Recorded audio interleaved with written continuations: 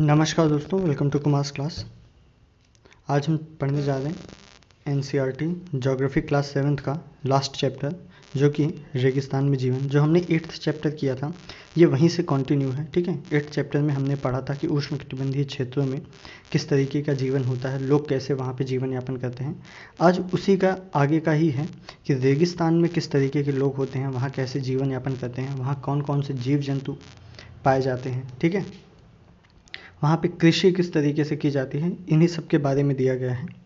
आइए शुरू करते हैं। रेगिस्तान में जीवन। ठीक, क्लास 5 का जो चैप्टर था उसमें हमने पढ़ा था कि पेड़ पौधे और जो पशु होते हैं, मनुष्य होते हैं, इन सब के लिए जल क्या होता है, जल बहुत ही आवश्यक वस्तु है। ठीक है, जहाँ पीने के लिए जल नहीं होगा वहाँ पे क्या होंगे, वहाँ पशु नहीं होंगे, मवेशी नहीं होंगे चरने के लिए, वहाँ ना ही घास होगी और वहाँ पे ना ही कोई फसल उगाई जा सकती है बिना जल के। ठीक है, ऐसे स्थान पर किसी भी जीव के लिए जीवित होना क्या होगा, बहुत ही कठिन होगा। सबसे पहले समझते हैं कि रेगिस्तान होते क्या हैं। यह एक शुष्क प्रदेश है। शुष्क प्रदेश का मतलब ही क्या होता है, या वहाँ पे वर्षा बहुत ही कम होती है या ना के बराबर होती है। ठीक है, ऐसे ही प्रदेशों को क्या कहा जाता है, शुष्क प्रदेश कहा जाता है, जिसकी विशेषताएं अत्यधिक उच्च और निम्न तापमान एवं विरल वनस्पतियां हैं। इसकी विशेषताएं ही क्या है, विशेषताएं क्या होती है, अत्यधिक उच्च और निम्न तापमान। तापमान या तो वहाँ पर बहुत ही उच्च होगा या तो बहुत ही निम्न होगा, और यहाँ की वनस्पतियाँ कैसी होंगी, विरल होंगी। ऐसे ही प्रदेशों को क्या कहा जाता है, रेगिस्तान। अब हम विश्व के उन स्थानों के बारे में पढ़ेंगे जहाँ पर अत्यधिक कष्टकारी तापमान में भी जीना सीख चुके हैं। मतलब हम ऐसे जगह के बारे में पढ़ने जा रहे हैं जहाँ के लोग अत्यधिक कष्टकारी तापमान होता है, इसके बावजूद भी वो वहाँ पर जीना सीख चुके हैं। ठीक, इनमें से कुछ स्थान आग की तरह गर्म होते हैं और कुछ बर्फ़ की तरह ठंडे होते हैं। ये विश्व हैं क्या, ये विश्व के रेगिस्तानी क्षेत्र होते हैं। ठीक है, इन क्षेत्रों में कम वर्षा, विरल वनस्पति और चरम तापमान होता है। वर्षा हमेशा कम होती है या ना के बराबर होती है। वनस्पति यहाँ की बहुत ही विरल होती है, जो सामान्यतः हर जगह पर नहीं पाई जाती। और तापमान इनका या तो बहुत ही ज़्यादा उच्च होगा या तो बहुत ही ज़्यादा कम होगा। ठीक, तापमान के आधार पर रेगिस्तान क्या होते हैं, या तो गर्म होते हैं या ठंडे हो सकते हैं। अगर तापमान के आधार पर हम देखें तो रेगिस्तान या तो गर्म होंगे या ठंडे हो सकते हैं। इन स्थानों में से, ठीक है, इन स्थानों में जहाँ कहीं भी थोड़ा बहुत जल उपलब्ध होता है, वहीं पर लोग क्या करते हैं, वहीं पर लोग कृषि करते हैं और वहीं पर बस जाते हैं। रेगिस्तान में भी जहाँ कहीं पर इन्हें थोड़ा सा जल मिला, ये वहीं पर बस जाते हैं या वहीं पर कृषि करने लगते हैं। अब हम पढ़ते हैं कि सबसे गर्म रेगिस्तान क्या है, सहारा। इसके बारे में हम पढ़ने की कोशिश करते हैं। पहले हम इसकी भौगोलिक स्थिति देख लेते हैं, ये कहाँ पर स्थित है। मानचित्र में देखेंगे तो ये अफ्रीका के मानचित्र में ये जो एरिया देख रहे हैं आप, इन्हीं को कहा जाता है, ये सहारा का आगे सहारा मरुस्थल या रेगिस्तान। ठीक है, इतने को ही कहते हैं। ये एक फैक्ट दिया गया है कि सहारा मरुस्थल ये क्या है, ये पहले एक हरा भरा मैदान था। ठीक है, यहाँ की गुफाओं से प्राप्त चित्रों से ये ज्ञात होता है कि यहाँ पर नदियाँ और मगर पाए जाते थे। मतलब नदियाँ थी, इसीलिए यहाँ पर मगरमच्छ भी पाए जाते थे। हाथी, शेर, जिराफ, शुतुरमुर्ग, भेड़ और पशु बकरियाँ सामान्य जानवर थे। लेकिन यहाँ के जब जैसे ही जलवायु में परिवर्तन हुआ तो यह बहुत ही गर्म और शुष्क प्रदेश में परिवर्तित हो गया। जलवायु परिवर्तन के ही कारण ये सहारा मरुस्थल की उत्पत्ति हुई, हम ऐसा कह सकते हैं। ठीक, अब हम देखते हैं सहारा मरुस्थल। एक इमेज दिया है कि सहारा मरुस्थल ऐसा कुछ होता है या यही होता है, मतलब वही इमेज दिया गया है सहारा मरुस्थल का। ये विश्व का क्या है, ये विश्व का सबसे बड़ा रेगिस्तान है, लगभग 8.54 लाख वर्ग किलोमीटर।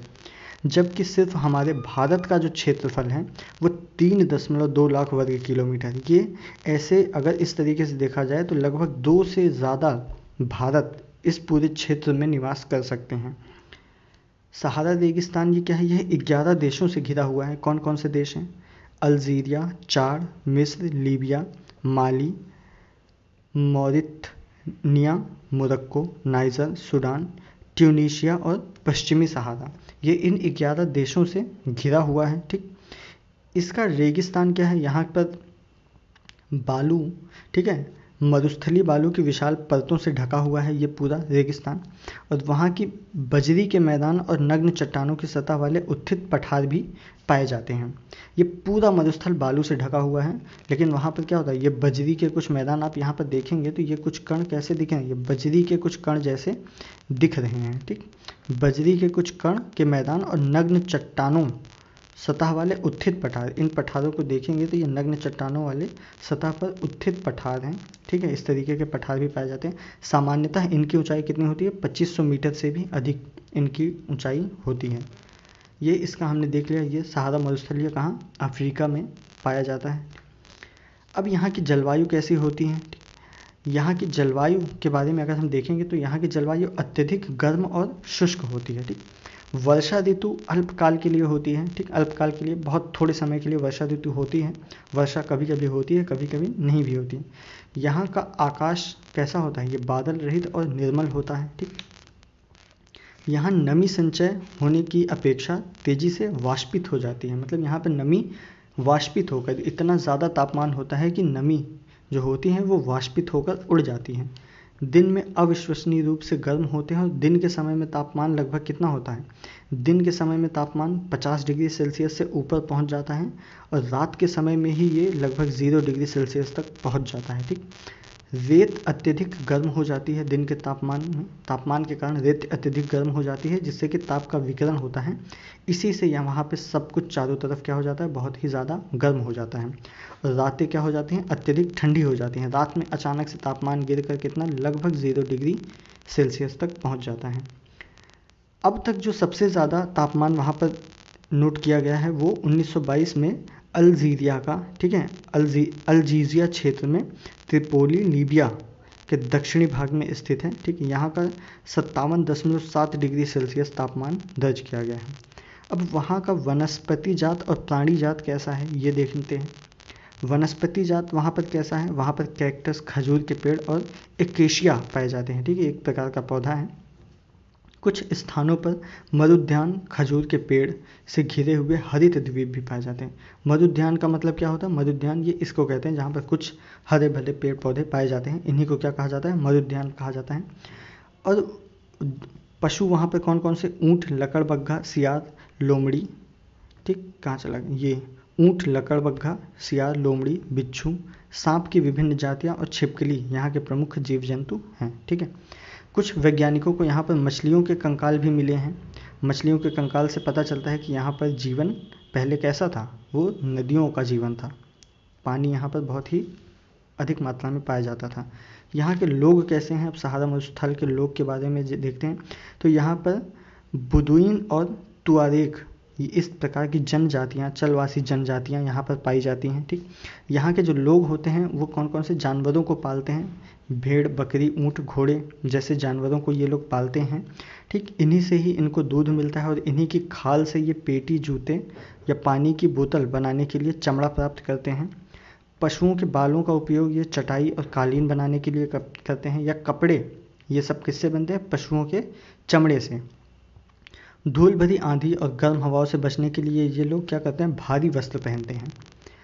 और जो सहारा में मरुद्यान होते हैं, जैसे अभी हमने देखा, मरुद्यान और मिस्र में नील नदी जो थी उसकी घाटी के लोगों को निवास में मदद करते हैं। ठीक, सहारा में जो मरुस्थल हैं, मरुद्यान और मिस्र में नील नदी घाटी जो है, यहीं पर ज़्यादातर लोग पाए जाते हैं, यहीं पर ये लोग निवास करते हैं।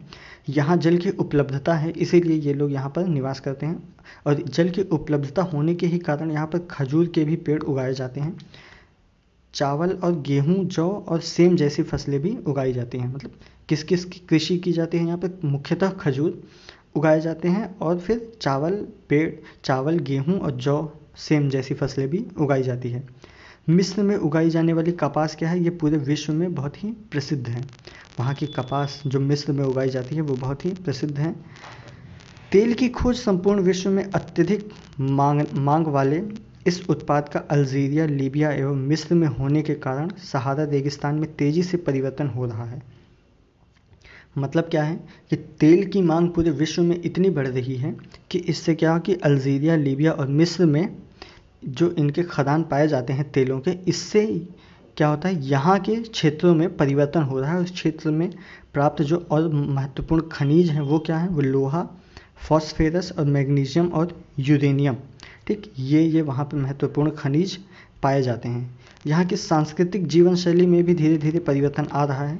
लोग अब क्या कर रहे हैं, अब मस्जिदों से ऊंचे ऊंचे कांच की खिड़कियों वाले भवन और ऊँटों के प्राचीन मार्ग पर अब क्या हो रहा है, सुपर महामार्ग बन रहे हैं। ठीक, नमक के व्यापार के लिए जहाँ पर पहले ऊँटों का उपयोग किया जाता था, अब उसके स्थान पर ये लोग किसका उपयोग करते हैं, ट्रक का उपयोग करते हैं। ठीक, तुआरेग लोग जो हैं, तुआरेग जो वहाँ के आदिवासी हैं, वो लोग क्या करते हैं, वो पर्यटकों के लिए गाइड, मार्गदर्शक का काम कर रहे हैं। ठीक, आज के जो वहाँ पे चलवासी जनजाति के लोग हैं वो शहरी जीवन की ओर आ रहे हैं। मतलब अब धीरे धीरे जो सहारा रेगिस्तान का जल जीवन था, वहाँ का सांस्कृतिक जीवन था, वो सब कुछ अब परिवर्तित हो रहा है। ठीक, एक फैक्ट क्या दिया गया है कि जब रेत को पवन उड़ाकर ले जाती है तो वहाँ पर क्या होता है, गर्त बन जाती है।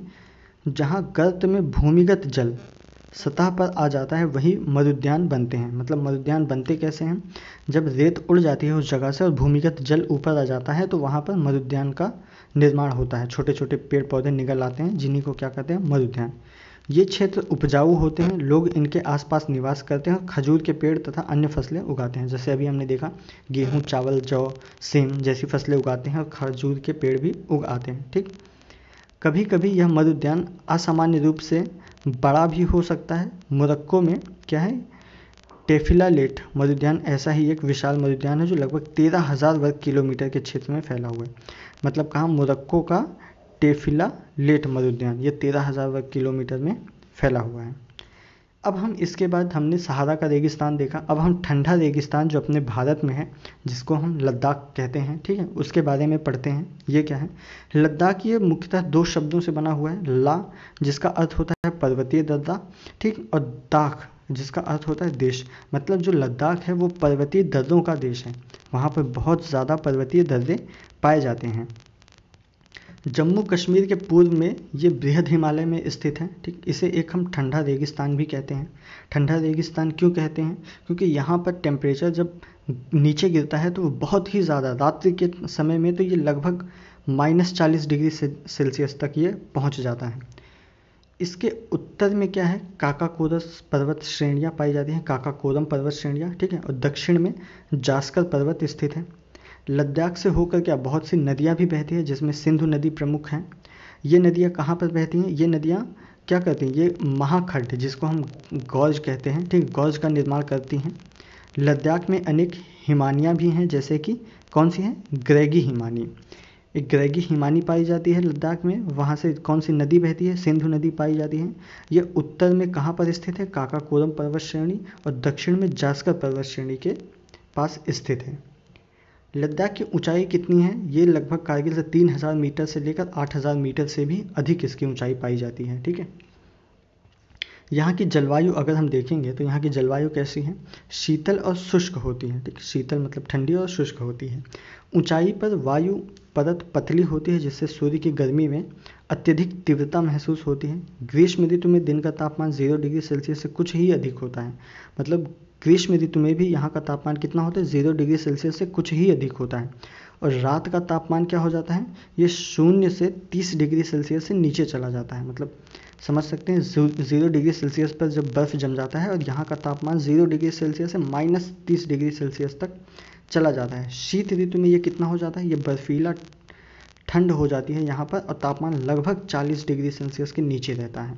मतलब तापमान रात्रि के समय -40 डिग्री सेल्सियस से भी नीचे चला जाता है। यह हिमालय के वृष्टि छाया क्षेत्र में स्थित है। यहाँ पर वर्षा बहुत ही कम होती है। ठीक, अगर हम इस मैप को देखेंगे तो ये लद्दाख श्रेणी जो ये दिखाई गई है, ये पूरा लद्दाख का क्षेत्र है। ठीक, इतना ये इसके भाग का, इधर ये जम्मू हो गया और ये इधर पूरा लद्दाख वाला पार्ट। ठीक, ये पूरा सियाचिन, हिमनद, श्योक नदी, इंडस नदी, ये पूरी, ये सिंधु नदी का उद्गम क्षेत्र जो यहाँ से निकलती है और ये कहाँ पर जाती हैं, इधर जम्मू से होते हुए। ठीक, अब हम देखते हैं यहाँ पर वर्षा कितनी होती है, 10 सेंटीमीटर प्रति वर्ष से भी कम होती है, मुश्किल से 10 सेंटीमीटर प्रति वर्ष। यह क्षेत्र कैसा है, यह बर्फीले हवाओं का क्षेत्र है। ठीक, तेज चलने से सूर्य तप का अनुभव करता है। ऐसा ही यहाँ पर वर्षा बहुत कम होती है, सूर्य तप का क्षेत्र है। वनस्पति और प्राणी जात के बारे में अब हम देखेंगे। यहाँ पर वनस्पति और प्राणी जात कैसा होते हैं। इससे पहले ये फैक्ट क्या दिया हुआ है कि लद्दाख को खापाचान भी कहते हैं, जिसका अर्थ क्या होता है, हिम भूमि, मतलब जहाँ पर हमेशा बर्फ हो, इसी के लिए इसको क्या कहते हैं, खापाचान। अब वनस्पति और प्राणी जात यहाँ पर कैसे हैं। यहाँ पर जानवरों को चरने के लिए कहीं कहीं पर ही घास मिलती है, छोटी झाड़ियाँ, वो हर जगह नहीं, कहीं कहीं पर ही पाई जाती हैं। घाटी में क्या होता है, एक शरपत नाम का एक पौधा होता है, झाड़ी होती है, ठीक, शरपत कहीं कहीं मिलता है, इसी को क्या कहते हैं, विलो या फ्लावर के उपवन देखे जा सकते हैं। ग्रीष्म ऋतु में यहाँ पर क्या होता है, सेब, खुबानी और अखरोट जैसे पेड़, ठीक, पल्लवित होते हैं।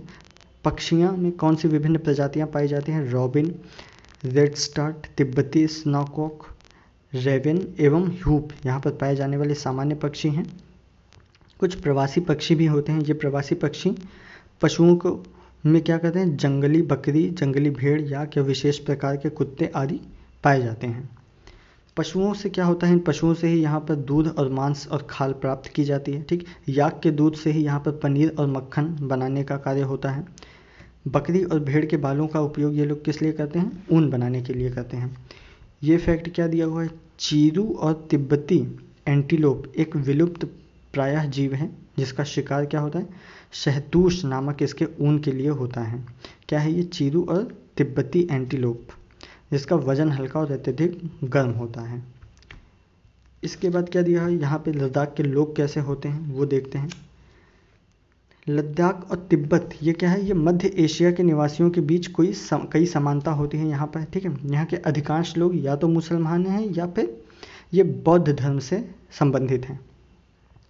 यहाँ पर अनेक बौद्ध मठ भी पाए जाते हैं, ठीक है, जैसे कि गोम्पा के साथ स्थित हैं, अपने परंपरागत गोम्पा के साथ स्थित है। कुछ प्रसिद्ध मठ जो हैं वहाँ पर ये कौन से हैं, होमन्स, थिक्से, शे व लामा योरू, ठीक है, ये यहाँ पर मठ पाए जाते हैं। ग्रीष्म ऋतु में यहाँ के निवासी कौन कौन से फसलें उगाते हैं, जौ, आलू, मटर और सेम, शलजम की फसलें उगाते हैं। शीत ऋतु की जलवायु यहाँ पर कष्टकारी होती है। लोग धार्मिक अनुष्ठान करते हैं उस वक्त पर, खुद को बिजी रखते हैं, शीत ऋतु में अपने को व्यस्त रखते हैं। यहाँ की महिलाएं जो होती हैं ये सामान्यतः कृषि में लगी हुई होती हैं, ठीक, घर पर काम करती हैं, कृषि में भी लगी हुई होती हैं। लद्दाख की राजधानी क्या है, ये लेह, ठीक, सड़क और वायु मार्ग द्वारा भली भांति जुड़ी हुई है। राष्ट्रीय राजमार्ग A1A, ठीक है, राष्ट्रीय राजमार्ग 1A लेह को कहाँ से जोड़ता है, जो जिला दर्रे से होते हुए कश्मीर घाटी से जोड़ता है। ये आप देखेंगे तो यहाँ पर एक मठ दिखाया गया है, थिंगसे मठ। इसके बाद यहाँ का मुख्य क्रियाकलाप क्या है, मुख्य क्रियाकलाप पर्यटन है, ठीक है। गोम्पा दर्शन, घास के मैदान, हिमनद, सौर व उत्सवों तथा अनुष्ठानों को देखने यहाँ के लोग प्रमुख आते हैं। आधुनिकीकरण के साथ साथ यहाँ का जीवन में भी परिवर्तन अब धीरे धीरे आ रहा है, ठीक। ये क्या है, मनाली लेह राजमार्ग क्या है, ये 4 दर्रों से गुजरता है, जिस लेह के बारे में भी हमने पढ़ा, रोहतांगला, बारालाचाला, क्या है, लुनगा लाचाला और टंगनल्ला। यह राजमार्ग केवल जुलाई से सितंबर के बीच खुलता है, जब बर्फ मार्ग से हटा दिया जाता है। ये सिर्फ जुलाई से सितंबर के बीच खुलता है, उसके बाद यहाँ पर हमेशा बर्फ़ जमी रहती है। तो यहीं पर पूरा चैप्टर हमारा समाप्त होता है, ठीक है। क्लास 7th की ज्योग्राफी हमने पूरे तरीके से कंप्लीट की। अब क्लास 7th की ज्योग्राफी स्टार्ट करने से पहले हम क्लास 7th की हिस्ट्री एक बार पूरी देखेंगे, फिर उसके बाद हम क्लास 7th के बाद 8th की ज्योग्राफी और हिस्ट्री पर जाएंगे। तब तक आप लोग हमारी टेस्ट का जो रिवीजन सीरीज़ चल रही है, ठीक है, वो पढ़ते रहिए, बाकी सारे चैप्टर्स को भी रिवाइज करते रहिए, देखते रहिए कुमार क्लासेस, ठीक है। फिर मिलते हैं